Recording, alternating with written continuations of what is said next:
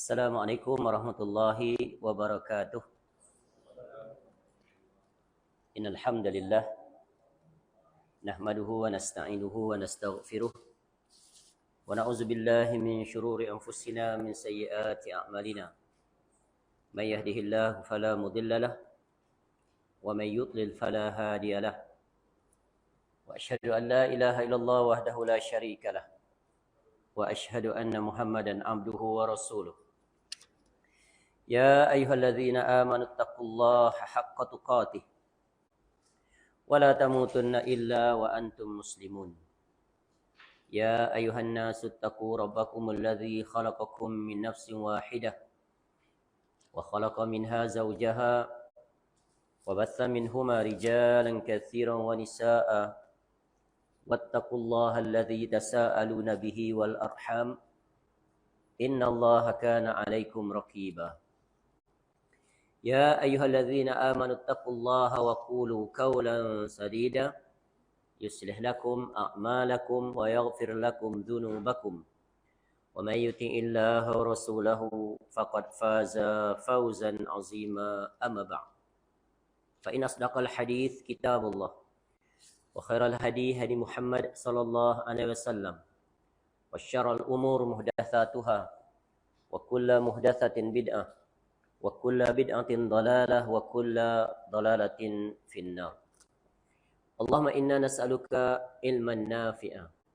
Ya Allah, kami memohon kepada Engkau ilmu yang bermanfaat, wa rizqan thayyiba, dan rezeki yang baik, wa amalan mutaqabbala, dan amal yang diterima. Alhamdulillah, kita bersyukur kepada Allah Subhanahu wa taala kita dapat bertemu pada petang ini untuk kita kembali menyambung dan mengambil faedah daripada kuliah kita dengan mengambil kitab, dengan mempelajari kitab, iaitu yang bertajuk Jalan Golongan yang Selamat, yang merupakan terjemahan daripada kitab asalnya Minhajul Firqatin Najiyah wa Ta'ifatil Mansurah, yang ditulis oleh Syekh Muhammad bin Jamil Zainu rahimahullah ta'ala. Sebuah kitab yang memuatkan 46 bab, 46 perbahasan yang terkait tentang tajuk ini, yang tentunya fokusnya adalah terkait tentang akidah ataupun tauhid, iaitu ilmu yang wajib dipelajari oleh sekalian mukallaf. Seorang muslim menjadi baginya fardu ain, kewajipannya, daripada hidupnya sampai kepada matinya, sampai kepada dia dibangkitkan, sampai dia berada di alam barzakh, sampai dia dibangkitkan di padang mahsyar, semuanya akan berjalan, yang akan mengikutinya adalah at-tauhid. Maka apabila benar tauhidnya, maka selamatlah dia. Khususnya di negeri akhirat, itulah dia hasil natijah ketika dia hidup di dunia. Sebab itu sepanjang usia kita hidup di dunia, hendaklah kita pastikan bahawa perjalanan kita ini diatur berpaksikan tauhid. Tauhid yang datang daripada qala Allah wa qala Rasul sallallahu alaihi wasallam. Kerana itulah tauhid yang benar. Baik. Kita masih berada pada bab 10 ataupun bahagian 10 di bawah tajuk urgensi tauhid. Tajuk besarnya iaitu pada muka surat 40, dan kita berhenti penjelasannya pada muka surat 46. Kita akan memasuki perbahasan bahagian C, perbahasan baru, iaitu manfaat tauhid. Min fawaidit tauhid, tentang manfaat tauhid. Sebelum ini telah berlalu penjelasan min fadlit tauhid, di antara keutamaan tauhid, sekarang di antara keistimewaan ataupun keutamaan tauhid. Baik, sekarang kita masuk pembahasan tentang manfaat tauhid. Apa manfaatnya? Apa kebaikannya? What's in it for me? Apa yang saya dapat daripada tauhid ini? Baik. Berkata penyusun kitab ini rahimallah, jika tauhid yang murni terrealisasi di dalam kehidupan, maknanya terwujud, maknanya dipraktikkan dalam kehidupan individu sepanjang kehidupannya, ataupun jamaah, niscaya akan menghasilkan buah yang amat manis. Iaitu kita panggil halawatul iman. Seorang di antara nikmatnya yang paling besar, kurniaan Allah Ta'ala kepadanya, yang tidak ada tukar gantinya adalah merasa kemanisan iman. Walaupun dia diuji daripada berbagai sisi yang sulit dan payah serta sukar, namun dia merasakan kenikmatan. Itulah dia keindahan natijah daripada tauhid yang benar. Kerana selagi kita hidup, selagi kita bernyawa, setiap saat silih berganti, sebelum kita mati, Allah akan datangkan pelbagai ujian. Ya, apa tujuan ujian itu? Tak lain dan tak bukan untuk mengetahui ya, sejauh mana kebenaran tauhid yang kita ikrarkan itu, yang kita mengaku-ngaku bahawa kita orang beriman. Sebab itulah Allah sebut dalam surah Al-Ankabut, ayat yang kedua. Ahasiban nasu an yutraku an yaqulu amanna wa hum la yuftanun. Adakah kamu nak mengaku, nak berkata bahawa aku telah beriman, ya sedang adakah kamu nak dibiarkan begitu saja dengan berkata bahawa aku telah beriman sedangkan kamu belum diuji. Jadi benarnya iman seseorang dia akan diuji. Diuji dalam urusan dunia, diuji dalam urusan akhirat. Adakah dia tetap terus istiqamah, bersemangat dalam hal-hal yang mendatangkan kebaikan untuk negeri akhiratnya. Dan kebaikan yang paling besar, yang paling utama adalah at-tauhid. Itulah nikmat. Bila seorang telah merasai nikmat dan lazatnya ibadah, dan ibadah yang paling agung adalah tauhid. Semua amalan ibadahnya, paksinya, rujukannya adalah tauhid. Ya, sebab itu tauhid itu adalah disimbolkan, diwakilkan dengan ikhlas lillahi ta'ala. Dan ini perkara yang sulit, betul kan? Ya, ni hujan ni tak datang ni. Good excuse ni tak datang. Termasuk penceramahnya juga. Hai, berat dah datang hujan pula ni. Ada orang datang ke tidak? Dia duduk fikir ke situ. Jadi kena lawan, betul kan? So we have to fight ourselves. That's the most difficult part in our life. Betul kan? Musuh yang paling sulit siapa? Kita lah. Nanti akan ada bisikan. Sama ada dia akan force kita moving forward or backward. Nak sampai ke tidak? Kadang-kadang dah on the way dah. Tiba-tiba nampak pasaraya. Bagus juga lah. Singgah sekejap. Akhirnya tak sampai. Itulah dia Allah uji kita dalam pelbagai sisi. Ada ujian yang ringan, manusia sudah terjatuh ke dalamnya. Ada ujian yang berat, baru manusia terjatuh dalamnya. Sebab itu kita sentiasa memohon kepada Allah agar Allah berikan kita ketekunan, kesungguhan, kesabaran dan istiqamah. Ya muqallibal qulub, tsabbit qalbi ala dinik. Wahai yang membolak-balikkan hati, tetapkanlah di atas agama ini. Maknanya perkara yang paling bernilai, kebuncak daripada benarnya tauhid adalah istiqamah di atas ketaatan. Walaupun datang pelbagai cabaran dan ujian. Baik, manfaat tauhid yang pertama, iaitu memerdekakan manusia dari perbudakan, yakni perhambaan, dan tunduk kepada selain Allah Ta'ala. Baik kepada benda-benda atau makhluk lainnya yang tidak kuasa untuk menciptakan, bahkan keberadaan mereka kerana diciptakan. Mereka tidak dapat memberi manfaat atau bahaya pada dirinya sendiri dan tidak mampu mematikan, menghidupkan atau membangkitkan. Jadi keywordnya di sini adalah jangan sekali-kali kita memperhambakan diri kita kepada selain Allah Ta'ala. Jangan sekali-kali kita menjadi hamba kepada makhluk. Kerana makhluk itu juga adalah hamba. Menjadi hamba kepada makhluk sama ada yang dapat ditangkap dengan panca indera atau yang tak dapat ditangkap. Ya. Yang dapat ditangkap dengan panca indera seperti apa? Iaitu menjadikan benda-benda yang mati atau yang hidup seperti patung-patung berhala, pohon, kayu, senjata, kuburan-kuburan yang dianggap keramat dan pelbagai lagi itu sebagai Tuhan. Yang tunduk, takzim, cinta, sayang dan menyerahkan diri jiwa raganya kepada perkara tersebut.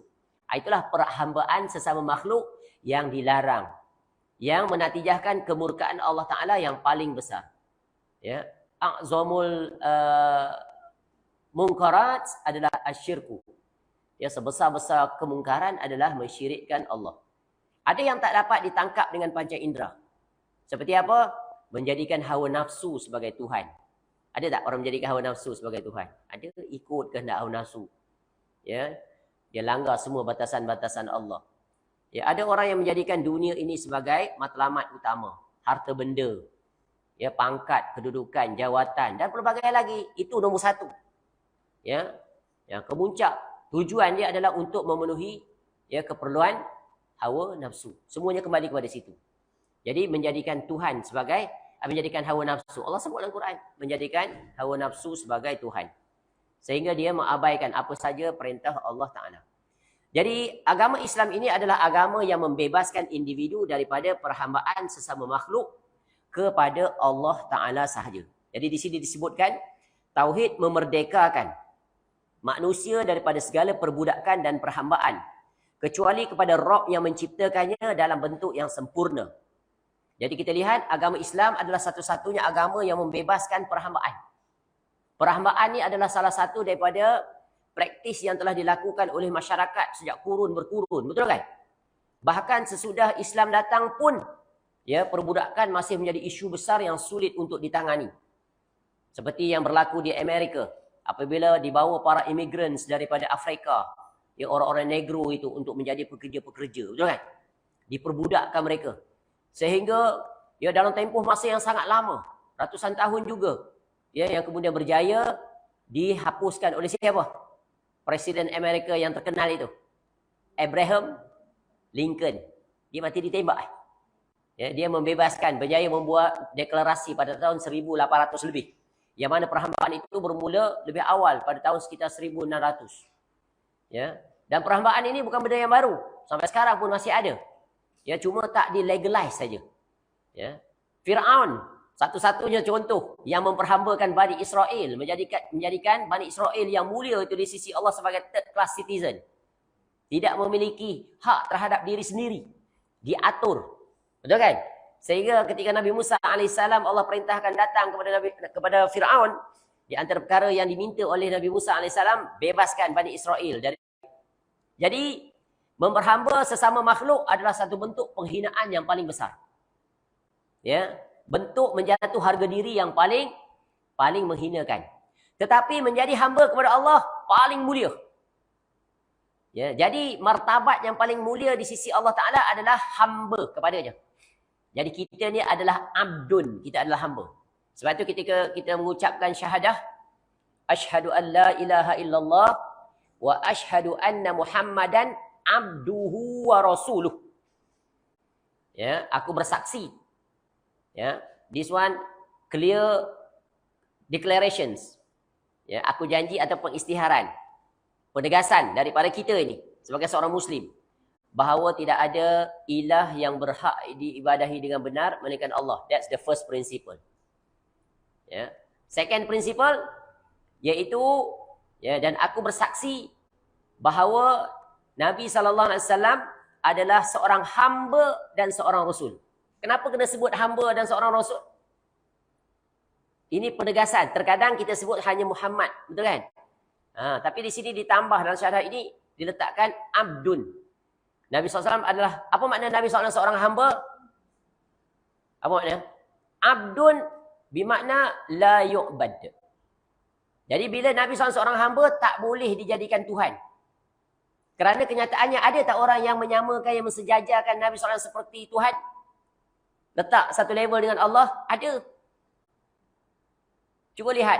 Allah Muhammad. Dia letak satu level tak? Tuan-tuan perhati tak? Tuan-tuan perempuan ni not very observant. Terkena penyakit, penyakit stakoma. Ada 3 penyakit dia ada atas muka bumi ni. Oma, stakoma dan koma. Oma tu good punya ni. Bukan penyakit lah. Oma tu short form for 1 minute awareness. Dapat hidayah. Ya. Banyak orang yang barangkali seusianya sentiasa melakukan maksiat. Tiba-tiba satu peristiwa tu menyentuh hatinya, akhirnya dia bertaubat kepada Allah. 1 minute awareness. Kalau stakoma tu kebutaan sementara. Ya. Take for granted. Tapi bila dia perlu, dia nampak. Baru dia nampak.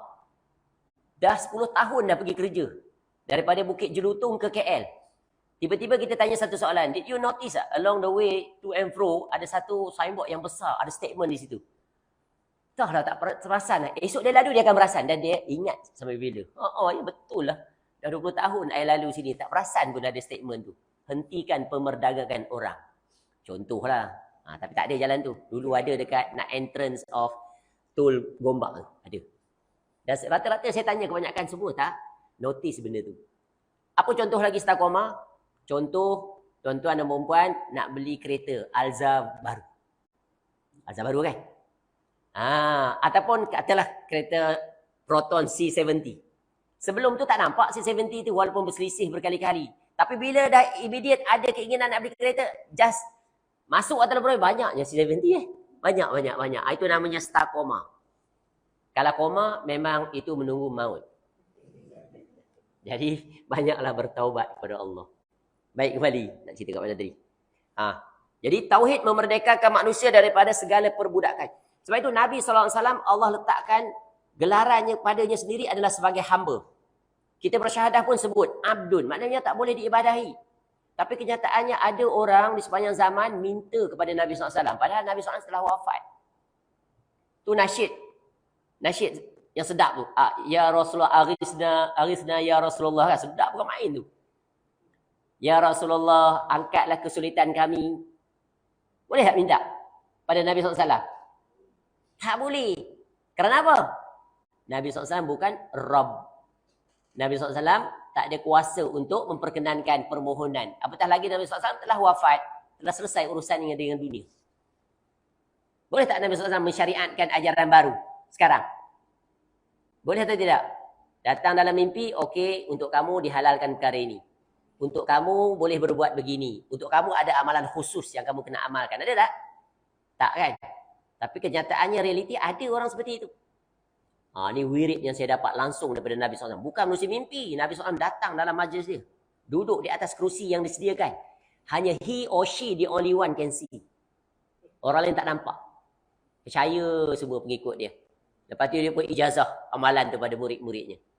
Ajaib. Sebab tu, kalau kita berpegang teguh dengan Quran dan hadis, kita boleh tolak semua dakwaan itu. Sebab kita dah dicukupkan dengan itu. Ini terkait dengan masalah tauhid lah. Tauhid.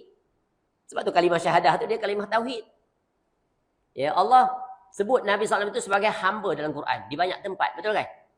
Subhanalladzi asra bi'abdihi. Lailan minal masjidil harami ilal masjidil aqsa. Ila akhiril ayat. Maha suci Allah lah yang telah memperjalankan hambanya. Hambanya. Jadi hamba ni kedudukan yang mulia.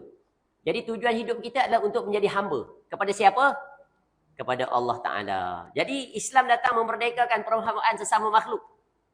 Iaitu free ourselves from any associations with makhluk. Sebab makhluk sama dengan kita. Ya. Yang beza barangkali dari sisi pencapaian dunia. Ya.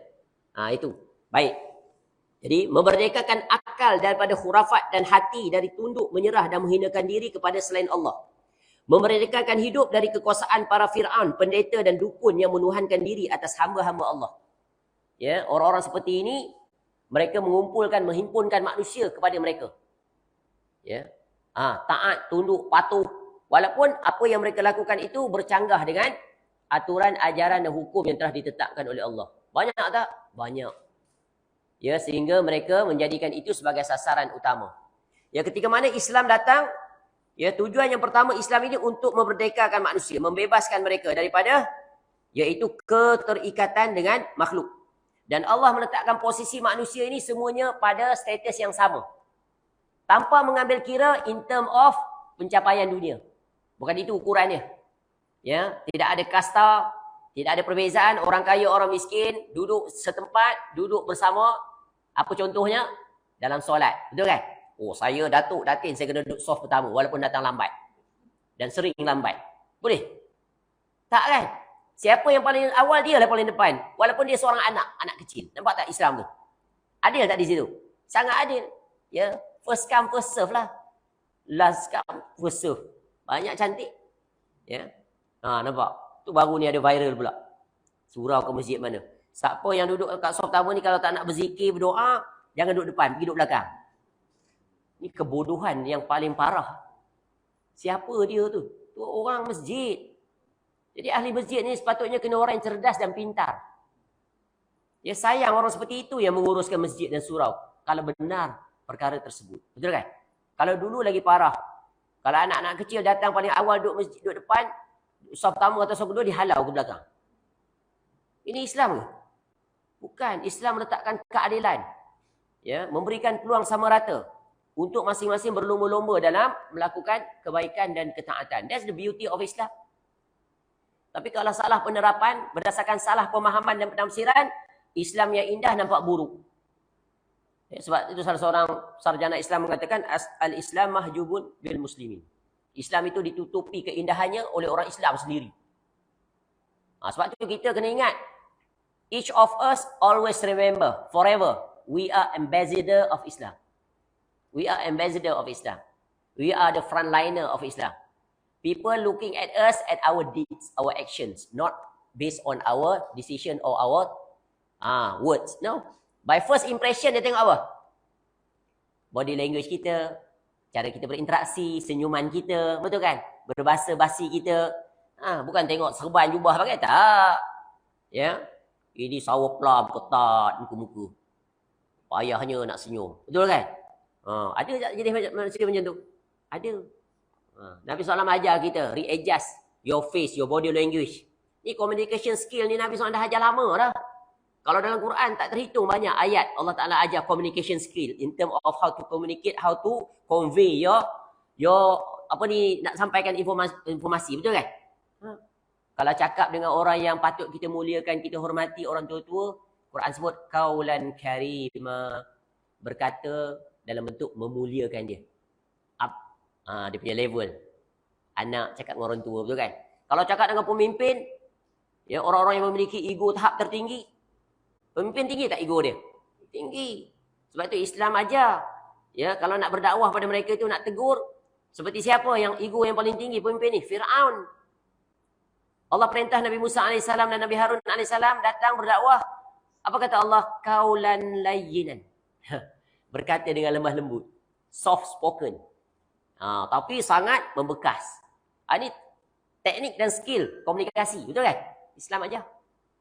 Body language pula Nabi SAW ajar. Tabassumuka fi wajhi akhika laka sadaqah. La tahkiranna minal ma'rufi syai'a walau antalqa akhaka biwajhin taliq. Jangan kamu remehkan satu perbuatan kecil walaupun menunjukkan wajah yang ramah pada saudara kamu. Ya. Dan menunjukkan wajah yang ramah, senyum itu adalah sedekah.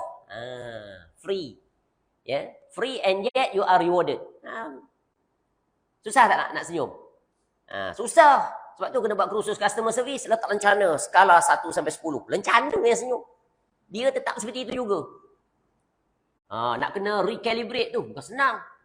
Ya, nak recalibrate, nak readjust. Tu. Kalau macam kereta nak buat alignment, attunement, baru dapat sinergi. Kalau tidak, tak tentu arah kereta tersebut. Boleh faham tak? Contoh. Ya, tengok ketika mana Nabi SAW datang. Begitu juga seluruh para rasul nak membebaskan manusia daripada keterikatan menghinakan diri pada makhluk, iaitu kepada menghina diri kepada Allah. Sebab makhluk kita sama saja, kita manusia semua sama in term of our capability, our functionality semua sama. Cuma yang membezakan kita adalah manusia selalu memandang dari segi neraca dunia. Neraca penampilan. Betul kan? Cantik, tampan. Itu mestilah diberikan keutamaan. Ada gelar dan sebagainya. Kan dalam majlis dia VIP. VIP, betul kan? Tapi itu untunglah di dunia dia ada VIP. Macam mana rezeki dia? Tapi di negeri akhirat, VIP di sisi Allah tak sama kriteria dia. Apa kriteria VIP di sisi Allah di negeri akhirat? Ada 7 golongan Allah beritahu, betul kan? Special from among special. The most special lah, very fortunate person, very special person. More than VIP dalam dunia. 7 golongan. Salah satunya adalah siapa? Mula-mula sekali, Al-Imamul Adil. Pemimpin yang adil. Nombor 1 dia. Ya. Di antaranya siapa? Warajulun qalbuhu mu'allakun fil masajid. Seorang lelaki yang hatinya sentiasa terikat dengan masjid. Ya, seorang yang bersedekah, tangan kanan yang memberi, tangan kiri tak tahu. Seorang yang diajak untuk melakukan kejahatan, berzina, lalu dia kata, inni akhafullah, aku takut pada Allah. Seorang yang bangun tengah malam menangis, ya, kerana takut di atas dosa-dosanya dan kelalaian kealpaannya. Ya, dan seorang yang bertemu dan berpisah kerana Allah. Boleh dapat tak semua kita tu? Boleh dapat atau tidak? Boleh, except number one. Kita tak jadi Perdana Menteri kan? Tapi mana tahu kok besok saya jadi Perdana Menteri. Tak ada satu yang mustahil. There is nothing impossible. Everything is possible. Those who can see the invisible can perform the impossible. Itu dalam urusan dunia lah. Dalam urusan akhirat tak boleh. Betul kan? Aku dah mati, aku nak hidup semula. Boleh tak? Impossible. Tapi dalam urusan dunia, whatever you can think, insyaAllah most of it you can achieve it. Itulah dia creativity. Thinking beyond the boundaries. The sky is not the limit. Baik, Mali. Itu kursus motivasi. How to think. Creative and kritis. Ya, kita tengok contoh. Ketika mana zaman Umar radhiyallahu anhu menjadi khalifah. Ya, dia pernah menghantar satu misi untuk menaklukkan perluasan empayar Islam, iaitu menjatuhkan kerajaan Parsi ketika itu. Ya, kerajaan Parsi kan? Tu. Yang akan dijatuhkan nanti di tangan Umar radhiyallahu anhu. Termasuk kerajaan Rom, dua kuasa besar dunia. Sehingga dalam Quran pun ada surah Rom yang memperlihatkan tentang peperangan di antara Rom dan Parsi. Dan Nabi SAW pernah menjanjikan pada Suraqah dia akan bagi hadiah. Betul kan? Nanti. Kisra punya tu. Jadi, Umar radhiyallahu anhu pada zaman dia telah menghantar. Iaitu Abu Ubadah Al-Jarrah. Abu Ubadah kan namanya. Radhiyallahu anhu. Bukan, Sa'ad bin Abi Waqqas radhiyallahu anhu. Dia yang diperintahkan, di-assign. Ya, sebagai ketua untuk misi menawan. Meluaskan empire. Yang nantinya terkenal sebagai peperangan Qadisiyah. Melawan dengan kerajaan Rom. Yang ketiga itu kerajaan Parsi. Yang ketiga itu ketua panglima tenteranya adalah Rustum yang sangat terkenal itu. Ya, dan Sa'ad bin Abi Waqqas radhiyallahu anhu menghantar Rib'i bin Amru. Ya, kalau tak silap. Dia itulah yang pergi. Ya, diringkaskan cerita, hebat tak hebatnya perwakilan kepada sahabat Nabi. Ini sahabat Nabi SAW dua-dua ni. Ya, Rib'i bertemu dengan Rustum. Ya, dia masuk dalam keadaan ya, tentera Islam ni tak nampak gah lah dari segi penampilan, betul kan? Pakaian, ya, bukan menampilkan orang-orang yang hebat-hebat seperti kerajaan Parsi tu. Ya, Parsi tengok dalam istana macam-macam bertatah emas dan sebagainya. Ya, tempat kapet dia, terkenal Parsi dengan kapet kan. Semua sejak dulu lagi. Ya, nak tunjukkan kehebatan, kekayaan dia. Ya, dia nak tengok ni. Ya, tentera Islam, wakil Islam ni akan terkesima, terpana atau tidak dengan situasi kekayaan. Tak, dia masuk bawa tombak tu menghala ke bawah sehingga habis tembus kapet. Dengan keberanian yang sangat menakjubkan. Ya, sehingga tergamam. Ya, sehingga orang sekitar itu nak berbuat tindakan, lalu dia kata apa? Kalau kamu benarkan aku datang, ya aku akan masuk. Kalau kamu larang, aku akan kembali. Sebab aku bukan kamu yang memanggil aku datang. Oh, tu hebat tak hebat. Ya, masuk dengan senjata. Kemudian ditanya apa tujuan dia datang. Jadi saya nak baca di statement ni yang sangat mencengangkan dunia. Kehebatan. Tentang hal yang terkait membebaskan manusia sesama manusia. Apa kata? Ya, apakah yang membuat engkau datang ke sini? Ya, kata Rustum kepada ya panglima Islam yang diutus oleh ya, iaitu sahabat Nabi SAW tadi. Lalu dia kata, Allah Ta'ala ibta'asna linakhrija man sya'a min ibadatil ibad ila ibadatillah. Ni statement yang paling power. Allah telah membangkitkan kami untuk mengeluarkan sesiapa saja yang dikehendaki dari perhambaan terhadap sesama hamba kepada perhambaan kepada Allah. Itu tujuan agama ni. Nak membebaskan manusia dari perhambaan sesama manusia. Bukan itu saja. Kata Rib'i ini, ya radhiyallahu an. Dia kata seterusnya, wa min dhiqid dunya ila si'atiha. Wa min jawril adyani ila adlil Islam. Dari kesempitan dunia pada keluasannya, dari kezaliman agama-agama kepada keadilan Islam. Fa'arsalana bidinihi ila khalqihi lidad'uahum ilaih. Faman qabila dhalika qabilna minhu wa raja'na anhu. Wa man aba qatalnahu abada hatta nufdiya ila mau'udillah. Ini satu keberanian yang sangat menakjubkan. Datang seorang-seorang, pergi ke tempat kerajaan tu dan mengeluarkan perkataan seperti ini. Ya, dan kita tahu pemimpin Parsi adalah mereka orang yang sangat sombong. Pada zaman Nabi SAW lagi dah. Kisra tu bila Nabi SAW hantar surat, apa dia buat? Menyeru kepada Islam. Dia koyak, betul kan? Sampai begitu. Hercules tak? Dia terima dengan baik. Tu panjang lah cerita, baca sirah. Ya, lalu apa kata seterusnya tadi? Ya. Jadi, ya, dari kezaliman agama-agama kepada keadilan Islam. Maka dia membangkitkan kami dengan agamanya untuk kami seru mereka kepadanya. Maka sesiapa yang menerima perkataan tersebut, ya, qabilna minhu, ya, maka kami akan menerimanya dan pulang meninggalkannya. Tetapi sesiapa yang enggan, kami akan memeranginya. Qatalnahu abada. Ya, selama-lamanya. Sehingga ya, kami berjaya memperolehi apa yang dijanjikan oleh Allah. Itulah hebatnya, ya, Islam ini. Ya, nyawa itu tiada nilai. Mereka sanggup, ya, Allah buang ketakutan pada diri mereka itu, pindah kepada orang-orang kafir dan memasukkan sifat keberanian kepada mereka. Sekarang apa yang berlaku? Sifat takut orang kafir dipindahkan kepada umat Islam. Nak buat sikit pun gertak di orang kafir tak jadi. Di mana tu? Di Malaysia. Tak jauh. No need, ya. Yang jauh-jauh bawa dekat je bagi faham. Nak buat kuasa sikit undang-undang yang berkaitan dengan Islam, dia tak ada mengena pun, dia pula sibuk. Sekadar nak tulis jawi aja. Nampak? Dia nampak jawi tu, dia nampak agama. Dia lebih faham pada kita. Kita ada jawi, dia hapuskan jawi. Sampai tak boleh baca jawi. Tak boleh baca jawi, tak bolehlah baca teks Arab tu. Nampak tak? Tu zaman saya lah. Ya, darjah 1 sampai tingkatan 5 tak pandai tulis jawi, tak pandai baca jawi. Exam boleh pilih pengetahuan agama Islam dengan lukisan. Sepanjang hayat tak pernah melukis, tak pernah belajar lukis, SPM saya ambil lukisan. Campak warna lulus. Kelas agama tak minat. Macam mana nak minat? Tulis jawi tak boleh. Baca jawi lagi tak boleh. Quran boleh baca lah. Itulah mukjizat Quran ni. Mukjizat Quran ni menakjubkan. Tak pandai huruf Arab pun boleh baca Quran. Betul kan?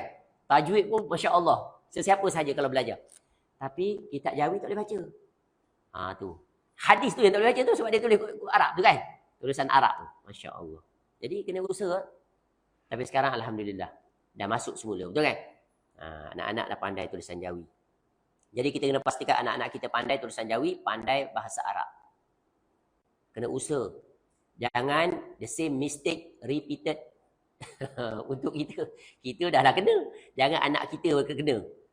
Kewajipan. Biar anak kita pandai baca Quran, tak payah translation. Immediate. Faham. Buka kitab Arab, boleh baca. Tapi kita tidak seperti itu. Kita letak anak kita dunia nombor 1. Sanggup habis duit untuk tuition. Dia kata 1, darjah 1 masuk tuition lah. Sekarang kurang sikit lah sebab UPSR PT3 dah di-abolish. Sekarang pulun untuk SPM je lah. Betul kan? Di tempat lain lah bukan tuan-tuan. Tuan-tuan dan perempuan nak pandai bahasa Arab semua. Termasuk ayah-ayah dan maknya. Dia pukul untuk diri kita lah. Betul kan? Jangan repeat the same mistake. Ya, kesian anak-anak nanti. Kalau tak pandai agama, macam mana mereka itu akan menjadi pemimpin yang memiliki integriti yang tinggi, sifat takut pada Allah. It's never too late to learn. Betul kan? Orang-orang kafir pun boleh pandai bahasa Arab bila masuk Islam. Betul kan? Sebab apa? Belajar. Baik, kembali. Kerana itu para pembesar kaum musyrikin dan tauhid jahiliah menentang keras dakwah para nabi, khususnya dakwah Rasulullah sallallahu alaihi wasallam. Apa makna tauhid? Toro, melampaui batas. Allah sebut pada Firaun tu dia toro kan. Dia melampaui batas. Maka ingatkan dia bahawa tidak ada ilah yang berhak diibadahi melainkan Allah. Bukan dia. Walaupun dia mengaku ana rabbukumul a'la. Itu tauhid paling melampau. Para mufassirin menyebutkan dia mengaku jadi Tuhan tu bukan dari sisi ar-rububiyah. Tahu ar-rububiyah? Dah belajar kan? Tauhid ar-rububiyah. Apa dia? Tauhid ar-rububiyah. Termenung panjang lah. Ya. Dah makan tengah hari belum tuan-tuan? Oh, minum petang belum? Apa saya tadi? Ini perkara asas ni kena lepas lah. Apa makna tauhid ar-rububiyah? Jadi Firaun tu bukan dia mengaku ketuhanan dari sisi ar-rububiyah. Kalau tanya Firaun, kau buat ke bumi matahari ni? Pasti dia kata tak, betul kan? Dia pun lahir-lahir bumi dah ada. Macam mana pula dia mengaku Tuhan? Dia maksud Tuhan itu, para mufassir sebut, iaitu dia memperhambakan manusia agar sujud sembah pada dia. Maknanya taat pada perintah dia, tak boleh lawan. Kena ikut. Itulah dia autocratic leadership style yang paling ekstrim, kemuncak di atas muka bumi. Ya, ada dua raja dunia yang mengaku jadi Tuhan. Quran sebut siapa? Setelah Firaun siapa? Namrud. Ketika dia berdebat dengan Nabi Ibrahim AS. Betul kan? Aku boleh menghidup dan mematikan. Itu kan Tuhan. Ya, tengok. Keluar seorang, jatuhkan hukuman bunuh. Tengok, aku telah mematikan dia. Keluar seorang lagi, lepaskan dia. Tengok, aku telah menghidupkan dia. Betapa bodohnya. Tu kalau pemimpin bodoh, masalah. Sebab tu pemimpin tu dia mesti cerdas. Visionary. Dia punya thinking tu ahead of their followers. Baru nama true leader. Setuju tak? Macam tak setuju je. Jadi pilih pemimpin yang seperti itu. Para rasul semua ahead of time. Betul kan? Memanglah mereka rasul. Allah yang guide. Educate. Tarbiyah. Tapi manusia begitu juga. Sebab itu di antara ciri pemimpin yang mendatangkan kebaikan bagi sesuatu negara adalah mesti dia adalah seorang yang visionary. Dia nampak ke depan. Ya, seperti Nabi Yusuf alaihissalam. Kan? Dilantik menjadi Menteri Keuangan. Raja Mesir bagi full authority. There is no interference. Tu. Ya, maka dia pun good planner. 7 tahun tanam. Simpan stok. Sebab predictionnya 7 tahun akan datang adalah zaman yang paling sulit. Kita tak kan? Kita tak. Kita punya strategi import. India whole gandumnya pensan kita. Betul kan? Contoh, ini very simple, simple thinking saja, tapi hairan bila ajaib. Sebab apa jadi begitu? Sebab ni takwa Allah. Kalau orang yang bertakwa kepada Allah, Allah bagi dia, iaitu they are very concerned, they are very particular, they are fully responsible and accountable because they will be us. Betul kan? Dia akan melaksanakan tugas dia dengan sebaik mungkin. Sebagaimana khalifah-khalifah yang telah berlalu. Inilah dia. Kita mudah-mudahan Allah kurniakan kita pemimpin yang beriman dan bertakwa. Ya, amin ya rabbal alamin. Tapi kalau tak minta, macam mana dapat? Sebab mereka mengetahui, ya, jadi tauhid ni adalah perkara yang melampaui batas. Atau dalam definisinya disebut ma'ubida min dunillah. Apa saja yang diibadahi selain daripada Allah, itu adalah tauhid. Ya. Jadi sebab mereka mengetahui makna la ilaha illallah sebagai suatu deklarasi umum bagi kemerdekaan manusia. Penggulingan para penguasa yang zalim dan angkuh dari singgasana dustanya. Dan meninggikan darjat orang yang beriman yang tidak bersujud kecuali kepada Rabb semesta alam. Jadi yang pertama adalah memerdekakan. Ya, perhambaan sesama makhluk hanya kepada Allah Ta'ala. Taat hanya kepada Allah Ta'ala, bukan kepada makhluk. Ya, makhluk mesti taat kepada Allah Ta'ala. Tak kira siapa pun dia. Orang bawahankah ataupun orang atasan. Rajakah dia, presidenkah dia, Perdana Menterikah dia, dia mesti tunduk taat pada Allah. Itu kaedah baku yang tak berubah. Namun realitinya berubah. Manusia cuba mengambil tugas kedudukan Allah Ta'ala. Walaupun dia tak kata dia Tuhan. Tapi tindakan, sikap seolah-olah seperti seperti Tuhan. Betul kan? Ini kan berbahaya. Sebab itulah tauhid ini, ya, dia datang memerdekakan perhambaan sesama makhluk hanya kepada Allah Ta'ala. Dan inilah bentuk pemuliaan seorang insan. Jadi jangan kita memperhambakan. Jangan menjadikan dunia ini sebagai our end objective or our end goals. No. Dunia dia akan pergi. Ya, kalau kita tak tinggalkan dia, dia akan tinggalkan kita. Both side. Kita akan ditinggalkan atau dia akan tinggalkan. Betul kan? Tapi bukan bermakna kita kena tinggalkan dunia. Tak. Yang penting bagaimana kita berinteraksi dengan dunia.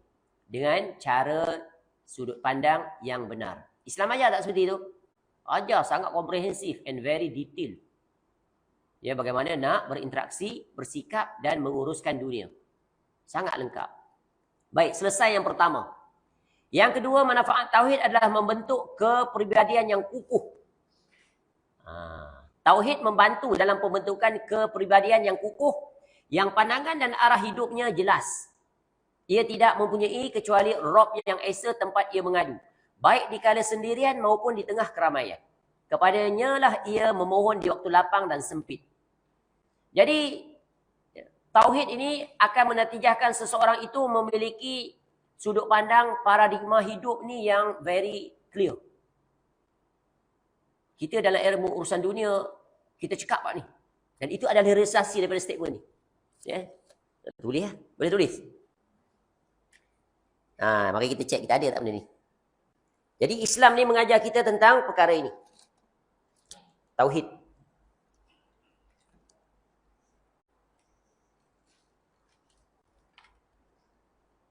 Tengok Islam ajar kita. Yang pertama, Islam ajar kita tentang vision. Kemudian ada mission. Tulis ikut Inggeris lah. Tentu harus pandai bahasa Inggeris kan. Kemudian ada apa? Strategis. Dan ada action plan. And all these things guided by set of values. Guiding values. Ya. Dan semua ini adalah dikaitkan dengan at-tauhid. Atas sekali siapa? Allah Ta'ala. Betul kan? Cuba lihat. Bila kita baca Quran, right from beginning until end, kita boleh slot, put in, fit in to each of this. Vision. Apa vision seseorang yang bertauhid? Visionnya adalah untuk meraih syurga. Syurga apa? Dapat bersama dengan siapa? Nabi SAW. So, apa makna vision? By definition, your end destination. Betul kan? Where you are heading to. That's the end point. Titik. Titik. Vision. Jadi seorang Muslim dia mesti clear.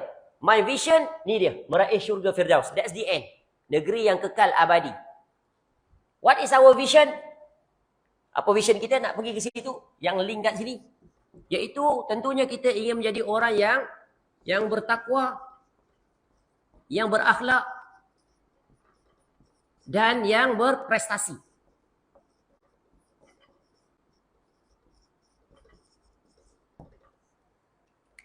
Ini kan gabungan di antara apa? Akhirat dan dunia.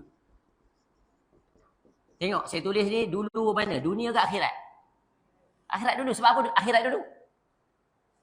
Sebab kalau akhirat dulu, dunia selamat. Tapi kalau dunia dulu, belum tentu akhirat selamat. Sebab Al-Quran menyebutkan ni. Ya. Jadi disimpulkan adalah menjadi individu yang bertakwa dan berprestasi. Ini adalah urusan dunia. Ini adalah urusan akhirat. Ya. Sebab Al-Quran bila sebut tentang dua perkara ini, pasti yang ni dulu. Contoh. Wabtaghi fima akatallahu daral akhirah wala tansa nasibaka minad dunya. Dan carilah apa yang Allah persiapkan untuk kamu di negeri akhirat. Kemudian jangan kamu lupakan apa yang Allah persediakan untuk kamu di dunia. So dunia ni as a jambatan. Wasilah untuk kita pergi. Sebab kita hidup di dunia.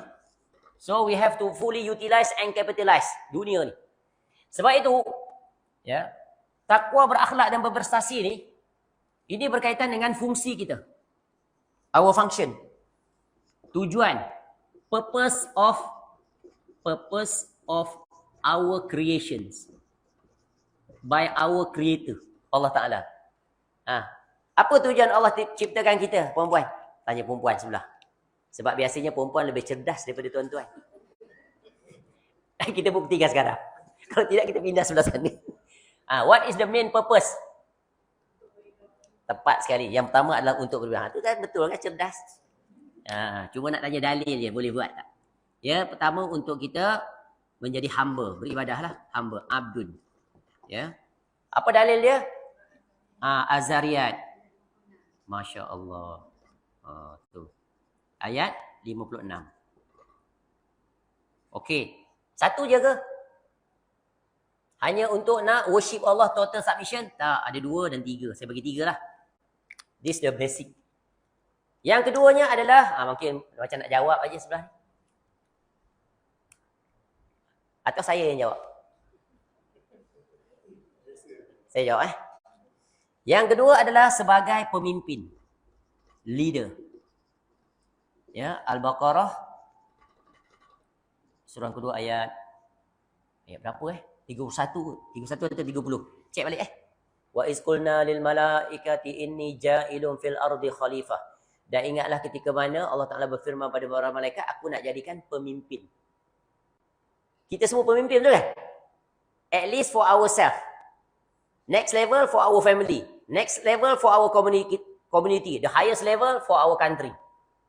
The highest as a whole dunia ni. Betul kan?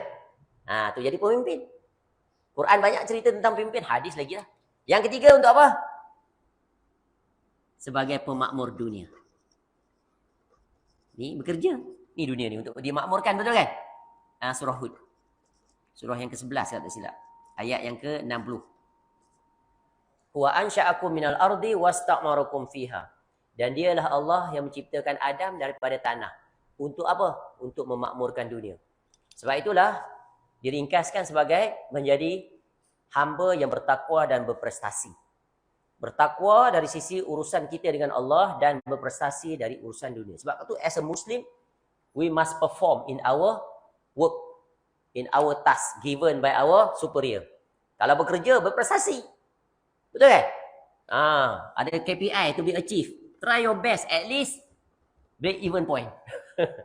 Jangan rugi, tapi yang terbaik adalah atas. Yeah. Because people will remember forever for our good deeds. Also for our bad deeds. Betul kan? So you choose which one you want. Nak diingat dengan kebaikan, dengan prestasi yang menakjubkan ataupun poor performance. Ya, sebab tu dalam urusan bekerja, kita akan lakukan yang terbaik. Sebab Allah perintahkan ahsanu amala. Lakukan kerja yang terbaik. Itulah definisi kualiti. Jadi seorang Muslim, hendaklah orang yang berprestasi dalam bekerja, berbuat. Macam ustaz contohnya mengajar. Kelas 5.30. Ya.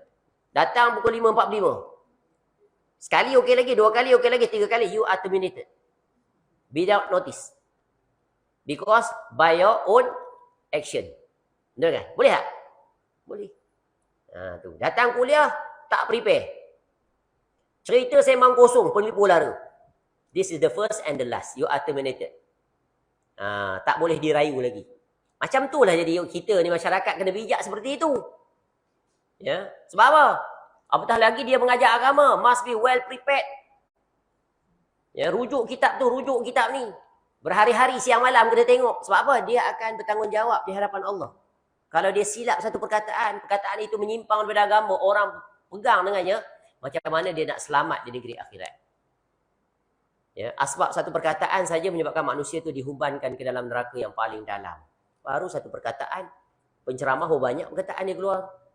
Sebab tu kena ada check and balance. Jadi tuan-tuan dan puan-puan, ya, kalau dapati apa yang saya sampaikan barangkali tak kena, salah, tersilap, so immediately buat corrections. Ya, Ustaz, saya ada objections. I'm not agreed with your statement. It's okay. Kalau betul, by justification. Itu cara sepatutnya to and fro, betul kan? Two-way communication. Tapi kadang-kadang ada kaedah yang diajar, jangan banyak tanya. Jangan bertanya, maka tiada adab baginya. Yang lebih parah, tiada ilmu baginya. Itu bukan agama. Betul kan? Ni penting. Jadi, this is our mission, our vision. So, we clear. So, what our strategy to achieve all this? Ya, mesti ada strategi, betul kan? Macam mana nak capai ni? Kita pun identify what are our strategy. Then, come up with the action plan. Contoh. Ya, macam mana kita nak, contoh, macam mana kita nak faham agama ini? Kita nak faham. Ya. Mungkin kita ada allocated time. Maknanya strategi ni adalah how we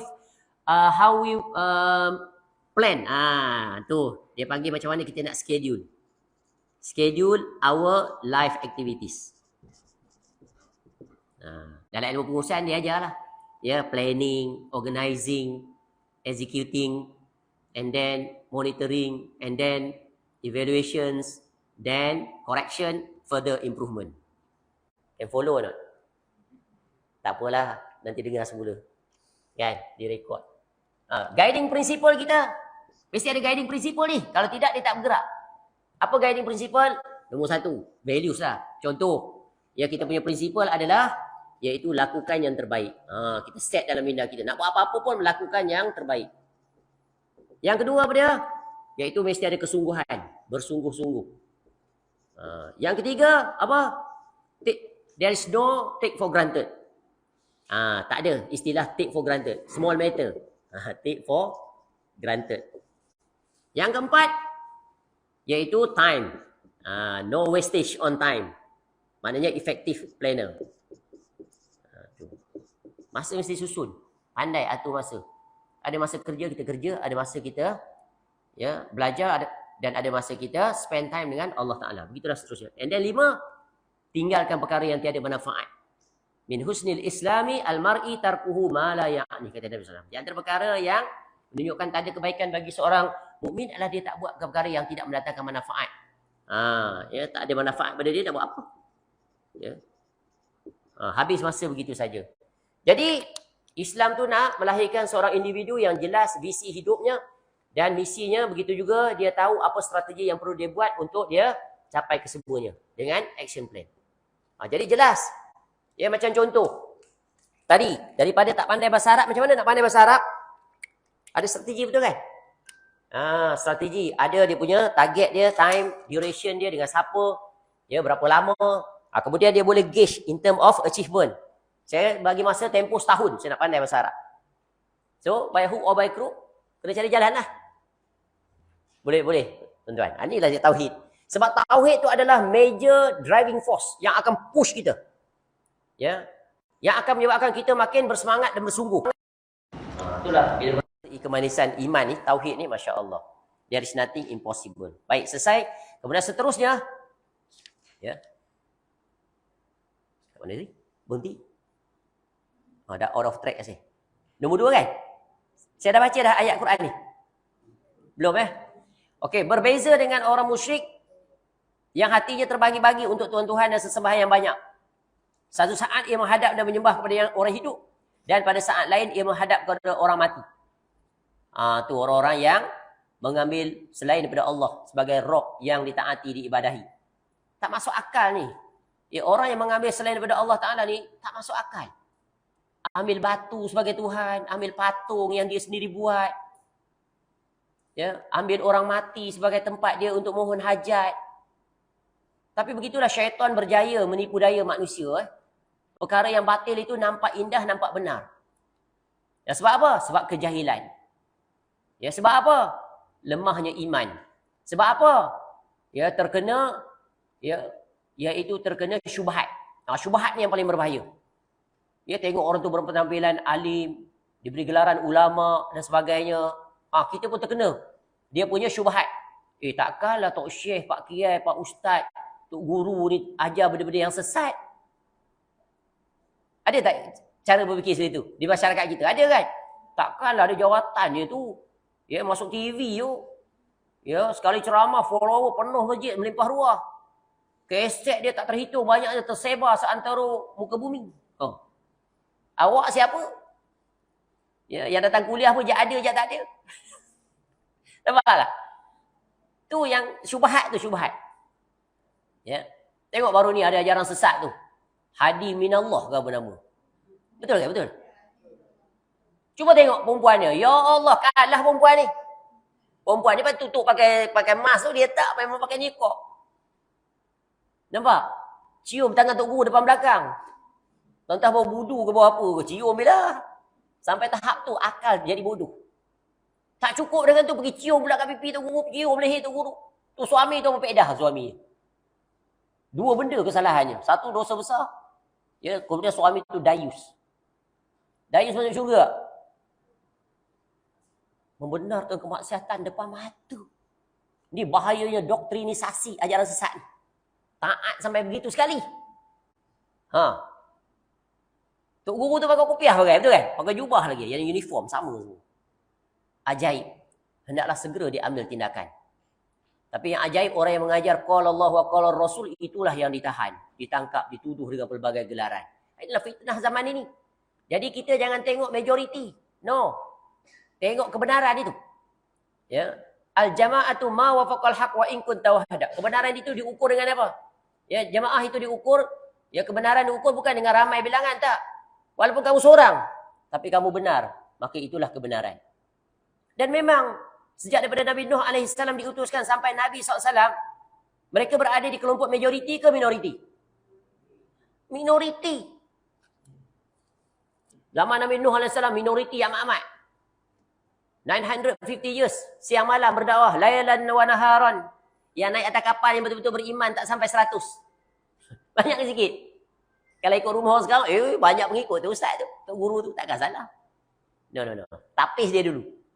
Ya, kita ada filter. Nabi SAW sebut apa? Aku tinggalkan kepada kamu dua perkara, kamu takkan sesat. Quran dan hadis. Datang pula kelompok dia kata apa? Orang awam tak perlu merujuk pada Quran dan hadis. Ya, akan membawa kepada kesesatan. Masya Allah. Nabi SAW kata, kamu tak akan sesat kalau berpegang dengan keduanya. Tak, regardless, you are layman ke, you are highly educated ke. No, Quran is accessible to everybody. Betul kan? Kalau tidak, macam mana orang kafir masuk Islam? Bila kita interview, dia kata, I read Al-Quran. And then I compare with my Bible. Totally, Al-Quran is perfect. There is no contradiction each others. Never. Even one sentence, one word, one verse. Nampak tak? Tiba-tiba datang agamawan yang menyesatkan ni. Dia kata orang awam tak perlu rujuk langsung pada Quran dan hadis. Masya Allah. Boleh kalau dia nak masuk, tapi kena explain in detail lah. For certain part, yes, you cannot rely on your own self. Betul kan? Ayat-ayat berkaitan dengan hukum, ayat-ayat mutasyabihat. Tapi Al-Quran umumnya boleh dipahami. Straightforward. Sebab Allah Ta'ala dah sebut Al-Quran itu dipermudahkan. Walaupun dia bahasa Arab, tetapi translationnya tak terhitung banyaknya. Betul kan? Cat Stewart masuk Islam baca Quran. Yusuf Estate. Ada lagi dia kan? Ada dua, ada lagi. Masya Allah. Penceramah hebat dunia, ramai orang Islam masuk di tangan dia. Dia baca Quran lah. Ya. Macam Yusuf Estate tu dia Katolik kan? Pakar dia. Tak tahulah dia pastor ke tidak. Tapi kalau kita banyak, tak terhitung. Pastor, padri, rabai, ya, yang baca Quran. Orang awam pun banyak. Layman. Mike Tyson tu, boxing-boxing. Masuk Islam kan dia? Pergi umrah bagai lagi. Dan berapa ramai. Tiba-tiba kita yang dah keturunan, berapa keturunan Islam ni, ya, orang awam. Sebab nak diperkudakan oleh dia. Ya, nak jadi macam padri Kristian tu, kena ikut dia. Padri Kristian kata apa, ikut. Tak boleh nak disagree. Islam tak. Kalau kita tak bersetuju, Quran kata apa? Qul hatu burhanakum in kuntum shadiqin. If you are right, show your evidence. So let's discuss. Let's compare. Fakta siapa yang benar? Itu agama. Bukan saya ustaz, kamu dengar saja, ikut saja. Kamu bahasa Arab pun tak pandai. Itu bukan cara berargument. No. Cara orang yang bereducated ni, come up with your arguments. Then we compare. Tengok siapa yang tepat, itulah yang kita berjalan dengannya. Tapi education system kita tak macam tu. Ini masalah. Tapi orang kafir, orang barat, terbalik. Dia agree to disagree. Betul kan? Tengok sistem universiti dia macam mana. Ya, dia ajar critical thinking. Ya, boleh disagree. Tempat kerja, kita boleh kata kat bos, bos, I'm not agree with your opinion. I think my opinion is better than you. Okay, voice out. Kita pun kata-kata, oh yes, good, very excellent. Cuba kita kata kat bos kita, bos, idea bos tak boleh pakai ya. Tambah pula kalau mulut jahat, tak padan dengan kedudukan. Kena pecat terus. Freeze forever. Nampak? Sebab orang kita ni dia punya satu karakter dia tu adalah tak berani nak berterus terang. Sebab apa? Upbringingnya macam tu. So we have to change that type of culture, negative culture. Sebab tu Pendeta Zakbar tulis buku kan? Pernah baca? Hamka tulis buku. Macam mana revolusi mental, nak ubah cara berfikir. Ya, ikut cara Al-Quranul Karim. Tu sepatutnya. Tapi itulah dia, cabaran besar tak? Nak buat perubahan seperti itu. Besar. Sebab tu kita kena guna kaedah mengajar manusia ni dengan dalil dan fakta. Dalam urusan dunia bukan main berfakta lagi. Tapi dalam urusan akhirat, ikut sajalah. Ya, apa ustaz kata, apa tok guru kata. Kita orang awam. Itu bukan kaedah. Orang awam kalau diajar, di-guide, akhirnya dia boleh menjadi orang yang very intellectual. Betul kan? Cuba tengok dalam urusan dunia, selama-lamanya kita tak pernah jadi orang awam.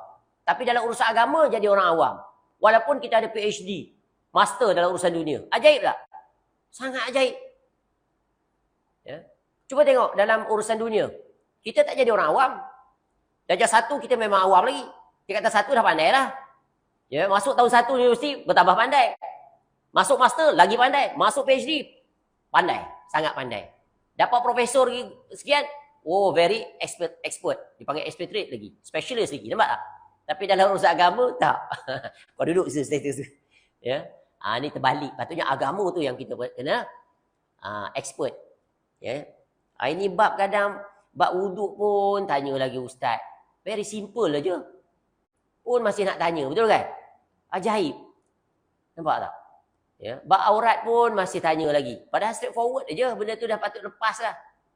Ni kegagalan cara sistem yang salah. Baik, seterusnya. Sehubungan ini Nabi Yusuf AS berkata, ya, A'udzubillahi minasyaitonirrajim, ya sahibiyas sijni a'arbabun mutafarriquna khairun amillah al-wahidul qahhar. Hai kedua penghuni neraka, penghuni penjara. Ya, manakah yang lebih baik?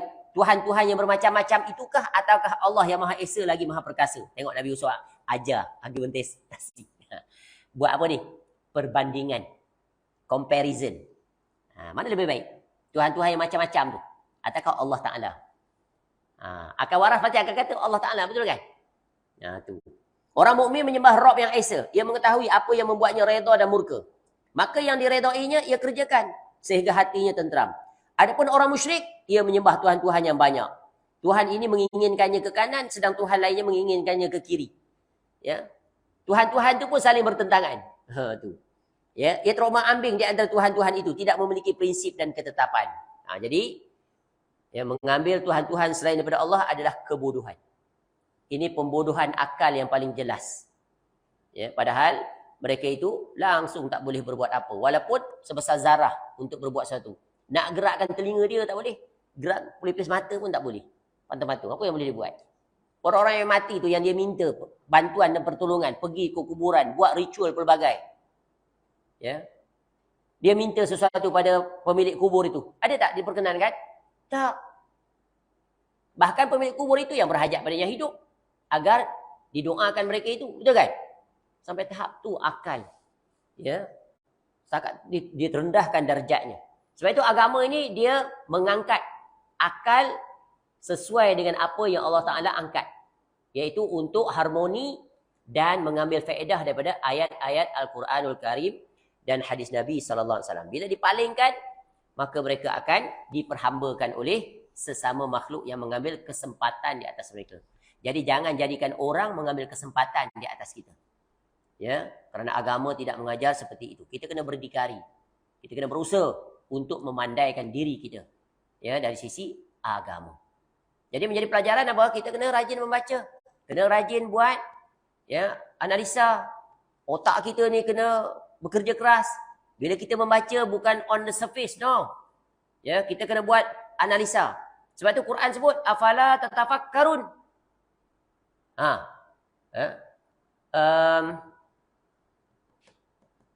Afala yatadabbaruna al-Quran am ala qulubihim aqfaluha. Apakah kamu tidak memerhatikan Al-Quran? Atau hati kamu terkunci mati? Ini celaan Allah kepada orang yang baca Quran, read and yet ya tak fikir, tak faham, kemudian tak cuba nak berfikir. Allah bagi kita di keistimewaan. Setiap orang kalau dia baca Quran dengan pemahaman, walaupun translation, tapi Allah akan buka dia pintu-pintu faedah yang tak terhitung daripada ayat yang dia faham itu. Ya, surah Al-Fatihah tu kalau kita sendiri observe, kita baca, nanti Allah akan bagi kita ilmu-ilmu baru. Tak terhitung. Ya, contoh bila kita memulakan dengan isti'azah umpamanya. A'udzubillahi minasyaitonirrajim. Ini menguatkan tauhid pada kita. Dia mengingatkan kita minta perlindungan hanya kepada Allah. Tidak selain padanya. Jadi kita ingat kita ada Allah. Dalam kesulitan, kesempitan bagaimanapun, kita akan kembali kepada Allah. Itu kan tauhid kita kuat. Betul kan? Dan Allah mendengar hamba-Nya. Pun nak dengar ceramah juga dia pun. Masya Allah. Sebelah. Baik, seterusnya.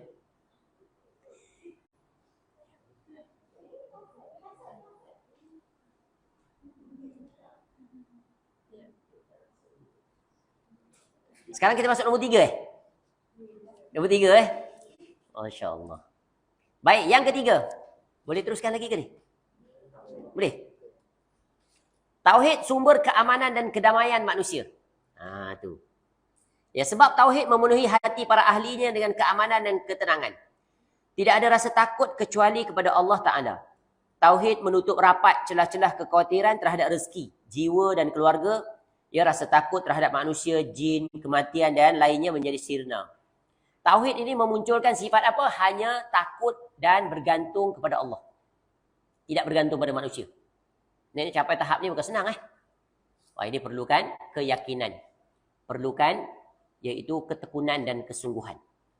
Ya, macam mana nak inculcate these values. Ni value dia berkaitan dengan hati iman. Ya, through practice, through knowledge. Dua benda ni mesti berjalan baru dapat ni. Macam mana nak ada sifat takut? Takut ni adalah the main ingredients terhadap takwa. Takut ni akan melahirkan individu yang memiliki integriti yang tinggi. Terutamanya ketika bersendirian di zaman sekarang.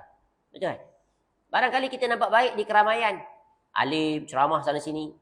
Who knows? While he or she bersendirian, apa yang dia buat? Ni, mesin ni. Penjana dosa dan pahala paling cepat. Betul kan? Duduk tu tengok, ingatkan duduk baca hadis Quran ke apa.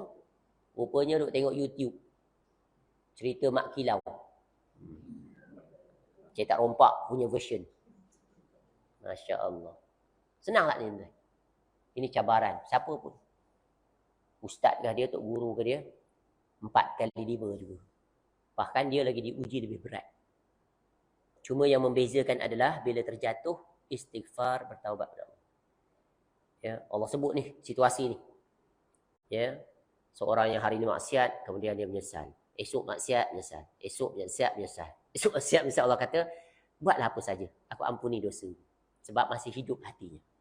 Tapi jangan bila bermaksiat, dia enjoy dengan maksiat dia. Dia tak rasa bersalah. Dia menikmati je. Ini paling berbahaya. Itulah hilang tauhid dia sedikit demi sedikit. Dia tergesir sifat takut. Sebab tu takut yang terpuji adalah takut kepada Allah. Takut yang tercela adalah takut yang menyebabkan seorang berani bermaksiat kepada Allah.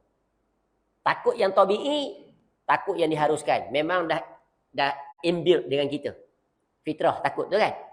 Takut kesesakan lalu lintas, takut malam, ya, takut berjalan sendirian, takut rumah dimasuki pencuri. Itu tabi'i. Memang ada supaya kita bersiap siaga. Baik, kembali. Seorang mukmin yang mengesahkan Allah hanya takut pada yang satu, iaitu Allah Ta'ala. Kerana itu ia merasa aman ketika manusia ketakutan dan merasa tenang ketika mereka kalut. Ataupun diuji lah. Macam COVID tu kan, takut je amat-amat. Sampai sekarang pun takut. Ajaib sungguh. Dah keadaan aman. Buanglah sejadah tu. Sakit hati je. Kita duduk atas sejadah dia, dah tengok semacam je. Tu border dia, penyakit dah. Ni fitnah lagi besar. Jarak-jaraknya. Kemudian jahil bab merapatkan soft. Lagi parah. Ya, sekarang pergi solat tak payah bawa sejadah. Setengah surau di masjid ada kan. Setengah okey lah.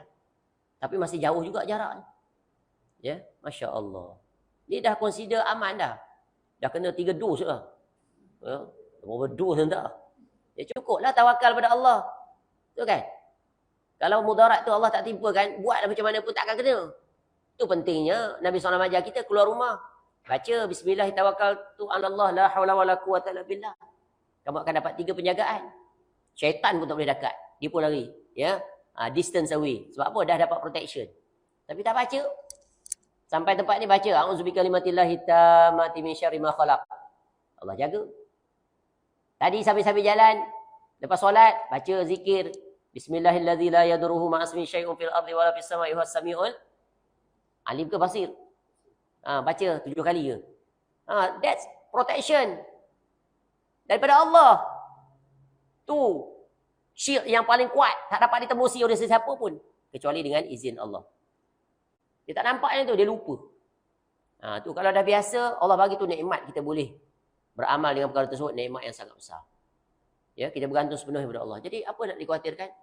Sebab tu orang beriman ni tidak ada sifat khawatir terhadap segala ketentuan Allah. Dia redha dihadapi. Accept the reality, navigate accordingly. Allah sebut, wala tahinu wala tahzanu wa antumul a'la in kuntum mu'minin. Jangan kamu sedih, jangan kamu kecewa. Jangan kamu khawatir, jangan kamu takut. So, kamu tinggi di sisi Allah. Kalau Allah uji kamu dengan kesulitan dan kepayahan, itu sebagai bentuk Allah nak mengangkat darjat kamu di sisinya. Dengan syarat, tauhid tadi benar. Kamu membenarkan, kamu accept. Betul kan? So what you have to do, only one thing. Navigate accordingly. Readjust yourself. Life is like sailor tu. Bukan tailor, sailor. Yang pergi ke laut tu kan? Yang pergi belayar di laut. You cannot direct the wind, but you can adjust your sail. Betul kan? Angin ribut datang. So what you have to do? Menyalahkan ribut. Tadi okey, lain clear je, harap dapat datang kapal banyak. Allah, dia ribut pula. Does it solve your problem? No, it stress yourself. Die standing. So what you have to do? Accept the reality, navigate accordingly. With two pillars ni. Sabar dan syukur. Itulah kaedah Allah ajar. Dia pergi kursus sebagai motivasi lah bagai-bagai. Waktu tu lah semangat. Lepas tu hilang terus. Duit dah terbang banyak. Ni yang free of charge dia tak pergi, dia tak pergi tengok. Nah, sebab kita tak faham bagaimana cara penerapan. Kalau we read Al-Quran, Allah bagi satu-satu. Dan kita akan ada set of principles to navigate our life, to guide our life. Dalam keadaan senang begini prinsipal yang kita ambil. Ni tools yang kita akan pakai. Dalam keadaan sulit, ni toolsnya yang kita pakai. Betul kan? Pemisalan seperti tukang buat rumah tu lah. Oh, yang ini paku kecil, ini pakai tukul hammer, semua sudah dah. Jangan pakai besar-besar, habis tenaga je. Betul tak? Nak potong kayu, oh ni type of gergaji. Betul, sama ni Quran. Bila kita baca, Allah akan bagi prinsipal-prinsipal tu. Bila kita diuji kesulitan, naik kereta tengah-tengah malam, rosak pula. Biasa orang menyumpah, bau je mekanik tu repair. Ya? Tak pakai punya repair. Tapi kalau orang yang faham prinsipal, first, inna lillahi wa inna ilaihi raji'un. Ataupun, ya qadarullah, sebut. Pause for a second. Kemudian, minta kepada Allah. Sekejap lagi ada orang berhenti depan kita. Apa masalahnya pakcik? Ni nak macam mana kereta ni tak tahulah apa rosaknya. Mesti tengok pakcik. Start tak boleh ke? Start. Oh ini bunyi macam minyak tak naik ni pakcik. Tak apa. Ada tukul lah. Hammer. Ada. Dia pergi ketuk dekat tank tu. Start pakcik, start. Hidup. Ini pengalaman. Baru lagi berlaku. Dekat masjid Lentang, Sungai Lentang apa dekat yang Karak tu. Yang ada masjid. Kalau kita arah sini tu belah kiri. Ada bukit. Dekat kawasan hutan, perhutanan tu. Lepas solat duduk situ, kita tak hidup. Tapi ajar juga saya, jangan kita buruk sangka dengan orang lah. Dia datang nak tanya kita pun semacam ni scammer ke apa.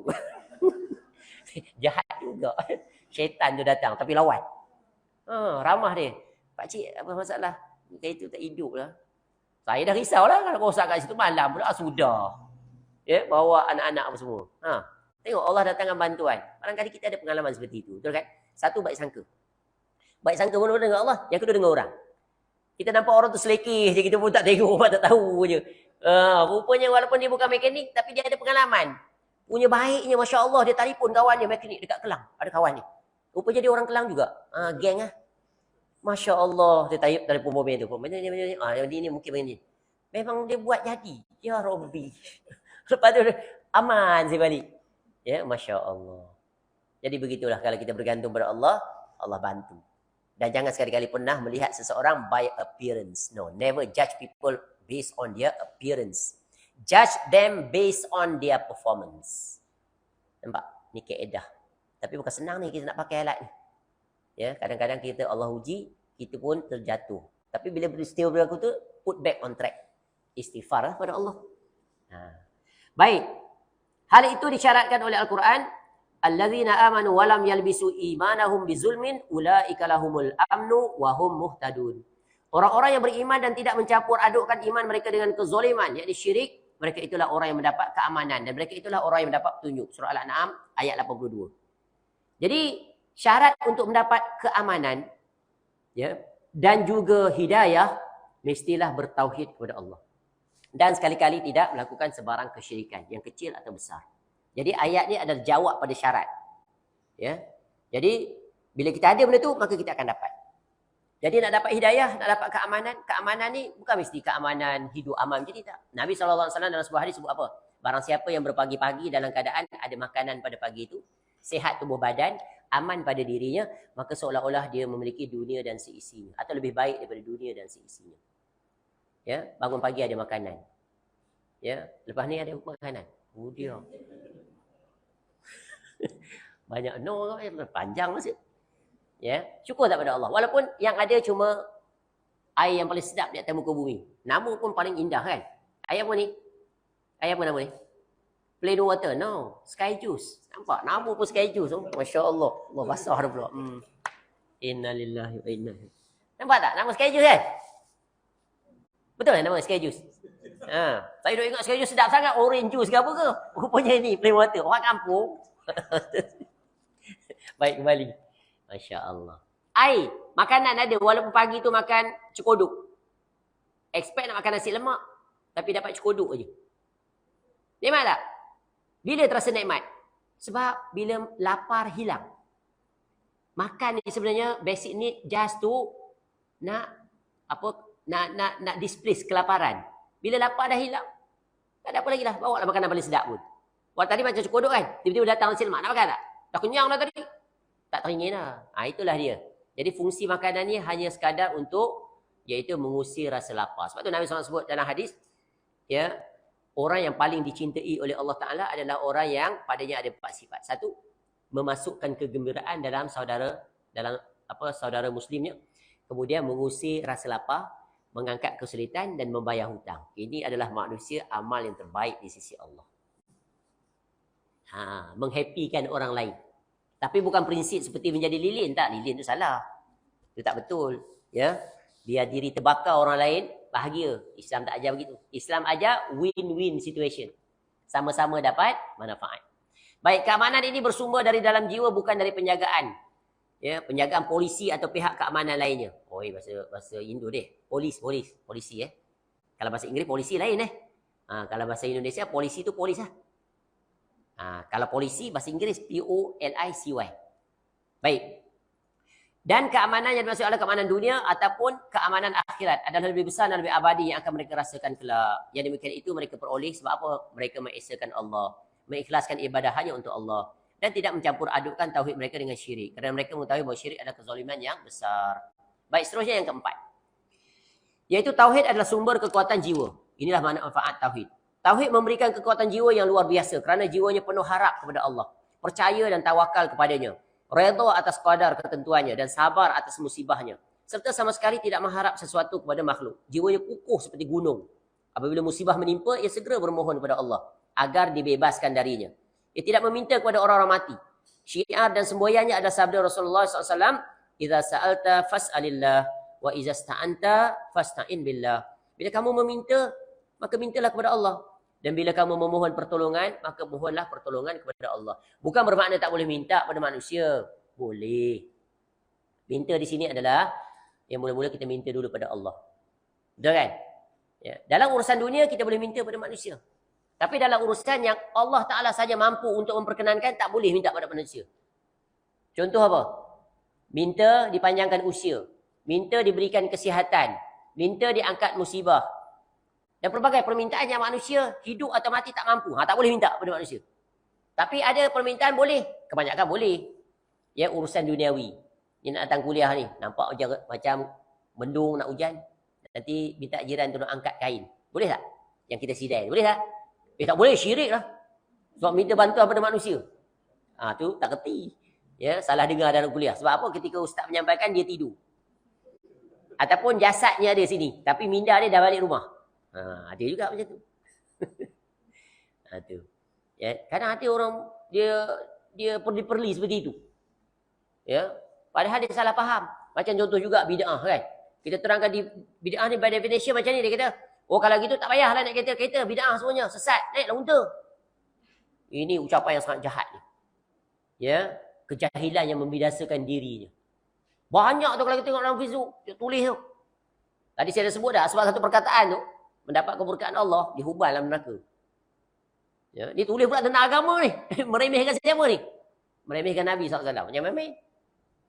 Sebab tu fikir sejuta kali sebelum nak tulis. Datang manfaat ke tidak? Ya, kalau dah tulis boleh padam tak? Tak boleh sekarang. Tak boleh padam dah. Dah kita boleh padam. Dah yang orang disseminate tu, distribute tu nak padam macam mana? Selagi apa katalah Facebook tu ada, tuan kita dah mati, dia hidup lagi. Berhati-hati. Yang keempat, tauhid adalah sumber kekuatan jiwa. Tauhid, sudah dah. Masya-Allah. Ayat tak baca lagi. Dan firman Allah Taala, "Wa in yamsaskallahu bidurrin fala kashifa lahu illa hu." Jika Allah menimpakan kemudaratan kepadamu, maka tidak ada yang dapat menghilangkannya melainkan hanya Allah. Surah Al-An'am, ya, ayat yang ke-17. Jadi dalam hidup ni kombinasi kedua-dua.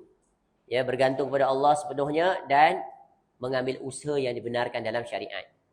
Itu semuanya terkait tentang tauhid. Yang kelima, yang terakhir, tauhid adalah dasar persaudaraan dan persamaan. Brotherhood and equality. Ya. Tauhid tidak membolehkan pengikutnya menjadikan sesama mereka sebagai Tuhan. Sifat ketuhanan hanya milik Allah semata. Dan semua manusia wajib beribadah kepadanya. Segenap manusia adalah hamba Allah. Dan yang paling mulia di antara mereka adalah, iaitu Nabi SAW. Ya, Nabi SAW ada orang yang paling bertakwa kepada Allah. Jadi, kalau kita pakai kaedah seterusnya adalah, ya, paling mulia di sisi Allah ini adalah siapa? Iaitu mereka yang paling bertakwa kepada Allah. Bukan keturunan, bukan bangsa, bukan kekayaan dunia, bukan. Ya, sebab itu dalam hadis Nabi SAW, Nabi sebut, ya ayuhan nas, ala inna rabbakum wahidun, wa inna abakum wahidun, ala la fadla li arabiyyin ala a'jamiyyin, wala li ajamiyyin ala arabiyyin, wala li ahmara ala aswada, wala aswada ala ahmara illa bittaqwa. Tu. Nabi SAW, orang manusia. Ya. Tuhan kamu satu. Bapa kamu juga satu. Adam AS kan? Satu keturunan. Tu. Tidak ada keutamaan orang Arab terhadap orang bukan Arab. Ya. Ajami. Dan orang Ajami terhadap orang Arabi. Juga orang yang kulit-kulit lah, kulit putih, kulit merah, kulit hitam, rambut keriting apa semua, tak ada. Ya, yang ada apa? Ketakwaan. Jadi kita disuruh untuk meraih ketakwaan. Jadi itulah dia tauhid, meletakkan cinta dan benci kerana Allah Taala. Ya, orang tua dulu ada peribahasa, berdiri sama tinggi, sambung, duduk sama rendah. Regardless of your race, bahasa, negara, nasab keturunan, pangkat, jawatan, kemewahan, semuanya diikat di atas akidah yang sama. Rob yang sama, Rasul yang sama, kitab yang sama, kiblat yang sama. Disimpulkan dalam ketakwaan. Wallahu a'lam, selesai. Habis bahagian iaitu manfaat tauhid. Jadi nak berikan penegasan kepada kita betapa wajibnya kita bersungguh-sungguh di dalam meraih, ya, menjaga dan istiqamah di atas tauhid. Kerana tauhid adalah, ya, harga mati bagi seorang mukmin. There is no compromise on tauhid, on akidah. Sampai kita mati, tak boleh tukar. Jadi jangan tukar dengan kesyirikan atau yang seumpama dengannya. Sebab itu makna Islam, ya, bila disebut apa makna Islam? Ya, wal istislamu lillahi bitauhid wal inqiyadu lahu bitta'ah wal bara'atu minasyirki wa ahli. Islam tu maknanya adalah kamu, iaitu wal istislam, ya, menyerah diri, ya, kepada Allah dalam mentauhidkan Allah dalam beribadah kepadanya, dan pada masa yang sama tidak melakukan sebarang kesyirikan dan juga berlepas diri pada sekutu-sekutunya. Wallahu a'lam. Mudah-mudahan Allah berikan kita kefahaman dan Allah berikan kita keteguhan serta kesabaran di dalam menjaga tauhid ini, dan kita hidup di atasnya dan mati di atasnya. Ada soalan? Atau ada apa-apa komentar? Tiada. Boleh faham tuan-tuan dan perempuan? Boleh Baik, kalau tiada soalan kita berhenti. Subhanakallahumma wa bihamdika asyhadu an la ilaha illa anta astaghfiruka wa atubu ilaik. Wassallallahu ala nabiyyina Muhammad wa ala alihi wa sahbihi wasallam. Wa akhiru da'wana alhamdulillahi rabbil alamin. Assalamualaikum warahmatullahi wabarakatuh.